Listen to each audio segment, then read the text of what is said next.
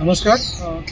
बदलापूर इथे उल्हास नदीच्या पात्रामध्ये जे भराव करण्यात आलं मातीचं, दगडाचं आणि अतिक्रमण करायचा जो प्रयत्न चालला होता, त्याला आम्ही त्याच्या विरोधात आम्ही तक्रार नोंदवली होती सरकारकडे आणि सरकारने देखील ताबडतोब कारवाई केली त्याच्यावरती. याबद्दल सरकारी यंत्रणेचा मनपूर्वक आभार.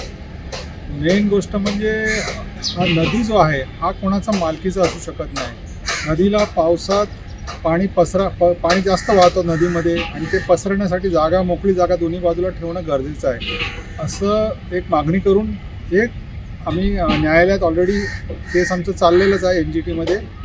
आणि हा उदाहरण नक्कीच आम्ही कोर्टाला दाखवू की कायदा लवकरच किंवा कोर्टाचा आदेश आल्याशिवाय हे संरक्षित राहणार नाही. हे विकासकांना वाटतं की नदी म्हणजे त्याच्यात जागा म्हणजे अतिक्रमण आणि बिल्डिंग बांधण्याची जागा आहे. हे अगदी चुकीचं एक धोरण आहे आणि जर असंच चाललं तर बदलापूर शहर नक्की पाण्याखाली जाणार.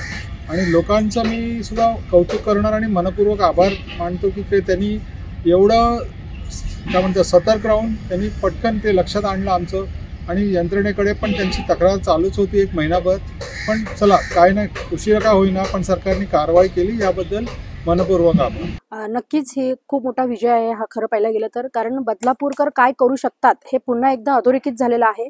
आणि बदलापूरकर रस्त्यावर उतरल्यानंतर त्यांना स्वतःसाठी न्याय मागण्यासाठी कुठल्याही खासदार आमदाराची किंवा नगरसेवकांची गरज भासत नाही, हे पुन्हा एकदा सिद्ध झालेलं आहे. झारखंडसारखी संस्था जर महाराष्ट्रात येऊन प्रामुख्याने बदलापूर शहरामध्ये येऊन जर अशा प्रकारचं अनधिकृत बांधकाम करून मराठी माणसाला देशोधडीला लावत असेल तर नक्कीच बदलापूरकर शांत बसणार नाहीत. आणि बदलापूरकरांचे देखील मी आभार मानते आणि त्याचबरोबर स्थानिक प्रशासनाचे सुद्धा आभार मानते. आणि स्टॅलिन सर जे इथे आले होते, ज्यांनी आरे सारख्या याच्यामध्ये काम केलं, आरे बचाव सारख्या याच्यामध्ये काम केलेलं आहे, त्यांचे सुद्धा मी खास करून आभार मानेन. आणि त्याचबरोबर बदलापूरमधल्या स्थानिक लोकांचे सुद्धा मी आभार मानेन.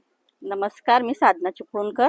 मी बदलापूरमध्ये इथं हंद्यापाड्यामध्ये राहते. आमच्या ग्राउंडलाच घर असल्यामुळे आमच्या घरामध्ये नदीचं पाणी जे खूप अपरात्री येत होतं, तर आमचे संसार जे ते 10-10 वर्ष मागे जात होते.